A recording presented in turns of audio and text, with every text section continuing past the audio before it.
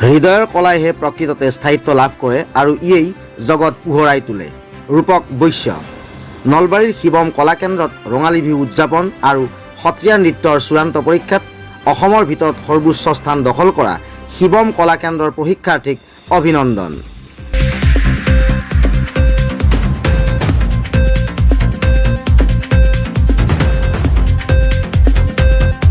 হৃদয়ৰ কলাইহে প্ৰকৃততে স্থায়িত্ব লাভ কৰে আৰু ইয়েই জগত পোহৰাই তোলে।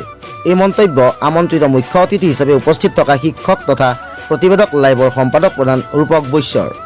বুহাগতে নাচি যাওঁ শিৱমৰ বাকৰিত শীৰ্ষক এক ব্যতিক্ৰমী অনুষ্ঠান আয়োজন কৰাৰ লগতে অসম সত্ৰ মহাসভাৰ 2024-25 বৰ্ষৰ সত্ৰীয়া নৃত্যৰ বিশাৰদ পৰীক্ষাত সৰ্বোচ্চ স্থানপ্ৰাপ্ত শিৱম কলাকেন্দ্ৰৰ ছাত্ৰীক অভিনন্দন জনোৱা হয়। আজি নলবাৰীৰ দৌলগোবিন্দপুৰস্থিত সুকুমাৰ কলাৰ প্ৰতিষ্ঠান শিৱম কলাকেন্দ্ৰত বুহাগতে নাচি যাওঁ শিৱমৰ বাকৰিত শীৰ্ষক এক ব্যতিক্ৰমী অনুষ্ঠান আয়োজনেৰে ৰঙালী বিহু উদযাপন আৰু সত্ৰীয়া নৃত্যৰ কৃতি প্ৰশিক্ষাৰ্থীক অভিনন্দন জনোৱা হয়। প্ৰায় 1.5 শতাধিক প্ৰশিক্ষাৰ্থী আৰু অভিভাৱক অভিভাৱিকাৰ উপস্থিতিত তবলা গুৰু কিশোৰ শৰ্মাই আদৰা উক্ত বিশেষ অভিনন্দন আৰু সম্বৰ্ধনা অনুষ্ঠানত আমন্ত্ৰিত মুখ্য অতিথি হিচাপে উপস্থিত থকা শিক্ষক তথা প্ৰতিবেদক লাইভৰ সম্পাদক প্ৰধান ৰূপক বৈশ্যক এখনি ফুলাম গামোচা আৰু এটি জাপিৰে আদৰণি জনোৱা হয়। বৈশ্যই ভাষণত নৃত্য, চিত্ৰ, বাদ্য আদি সকলো ধৰণৰ থলুৱা সুকুমাৰ কলাই নিজৰ লগতে জাতিটোক পৰিচয় কৰোৱাত অগ্ৰণী ভূমিকা গ্ৰহণ কৰে বুলি তাৎপৰ্যমূলক বক্তব্য প্ৰদান কৰি কয় যে হৃদয়ৰ কলাইহে প্ৰকৃততে স্থায়িত্ব লাভ কৰে আৰু ইয়েই জগত পোহৰাই তোলে। লগতে শিক্ষক বৈশ্যই জিলাখনৰ লগতে ৰাজ্যখনলৈও সুনাম কঢ়িয়াই অনা প্ৰশিক্ষাৰ্থীসকলক অভিনন্দন আৰু শুভেচ্ছা জনাই শিৱম কলাকেন্দ্ৰৰ গুৰু সমন্বিতে অভিভাৱক অভিভাৱিকাসকললৈ ধন্যবাদ আৰু কৃতজ্ঞতা জ্ঞাপন কৰে।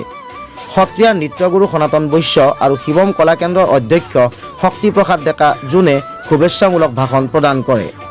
আজিৰ এই অনুষ্ঠানত সদ্য ঘোষিত 2024-25 বৰ্ষৰ অসম সত্ৰ মহাসভাৰ অধীনত সত্ৰীয়া নৃত্যৰ চূড়ান্ত পৰীক্ষাত অসমৰ ভিতৰত সৰ্বোচ্চ স্থান দখল কৰা প্ৰশিক্ষাৰ্থী দুগৰাকী ক্ৰমে ৰাণী কাকতি আৰু মাৰ্জিতা তালুকদাৰক এখনি ফুলাম গামোচা আৰু এটি জাপিৰে অভিনন্দন জনোৱা হয়।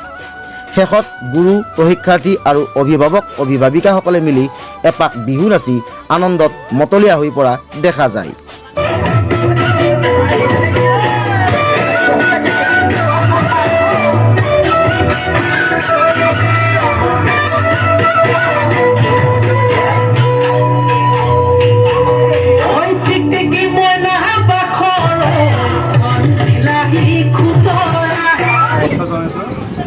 আমি শিৱম কলাকেন্দ্ৰৰ তৰফৰ পৰা প্ৰতিবেদক লাইভলৈ স্বাগতম জ্ঞাপন কৰিছোঁ। আজি আমি শিৱম কলাকেন্দ্ৰৰ বাকৰিত অনুষ্ঠিত কৰিছিলোঁ। মহাগতে নাচিত শিৱমৰ বাকৰিত বুলি এটা অনুষ্ঠান। এই অনুষ্ঠানটো আমি আয়োজন কৰিছোঁ আৰু ইয়াত প্ৰমুখ ছাত্ৰ ছাত্ৰীসকল উপস্থিত হৈছে, অভিভাৱকসকল উপস্থিত হৈছে, আমাৰ শিৱম কলাকেন্দ্ৰৰ প্ৰমুখ শিক্ষক শিক্ষয়িত্ৰী উপস্থিত হৈছে। অনুষ্ঠানভাগ চলাই নিয়াত যি সহায় সহযোগ আগবঢ়াইছে সেই ক্ষেত্ৰত পোনপ্ৰথমে আটাইলৈ বিহুৰ অলপ লগতে ধন্যবাদ জ্ঞাপন কৰিছোঁ।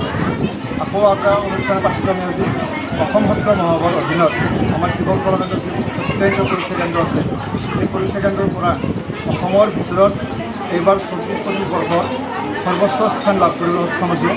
ইয়াৰ ভিতৰত আমাৰ 3গৰাকী ছাত্ৰীয়ে স্থান পাইছে।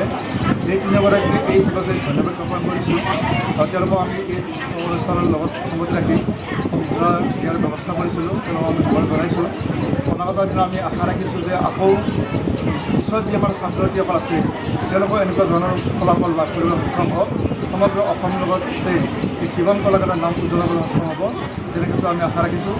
আৰু আমাৰ আজি এই অনুষ্ঠানত মুখ্য অতিথি হিচাপে আমাৰ উপস্থিত হৈছিলে ৰূপক বৈশ্য ডাঙৰীয়া, ঘৰত চন্দ্ৰ ডেকা একাডেমী স্কুলৰ অধ্যক্ষ তথা প্ৰতিবেদক লাইভৰ তেখেত ৰিপৰ্ট কৰে। তেখেতক আমি বহুত বহুত ধন্যবাদ জনাইছোঁ। তেখেতে এই অনুষ্ঠানত আহি ইমানখিনি অনুভৱ কৰিছে নাজানো, তেখেত আহি পোৱাৰ পিছত আমি কিন্তু বহুতখিনি অনুভৱ কৰিছোঁ। আৰু লগতে এই যি ছাত্ৰ ছাত্ৰীসকলৰ বা অভিভাৱকৰ যি সহযোগ, সেই ক্ষেত্ৰত আমি সদায় শলাগ ল'বলগীয়া। আমি সদায় এক ব্যক্তিক্ৰমিক চিন্তা চৰ্চা কৰোঁ, যি আমাৰ ছাত্ৰ ছাত্ৰীসকলৰ কিমানখিনি কষ্ট কৰি হওক বা যি নহওক, তেওঁলোক কিমানখিনি আমি শালীনতাভাৱে বা কিমানখিনি আমি তেওঁলোকৰ ব্যাকৰণভাৱে আমি তেওঁলোকৰ শিক্ষা গ্ৰহণ কৰাৰ চেষ্টা কৰোঁ। সেই ক্ষেত্ৰতে চাগে আজি আমি এটা ফল পাবলৈ সক্ষম হৈছোঁ।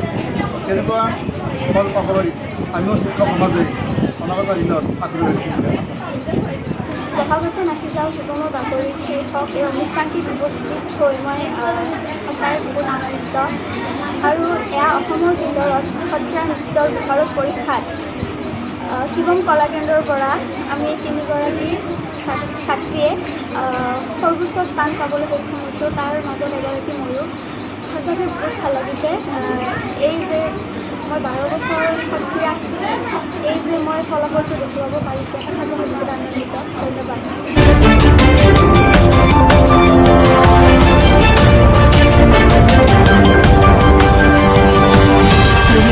প্ৰতিবেদক লাইভ পোহৰৰ দিশে এখোজ।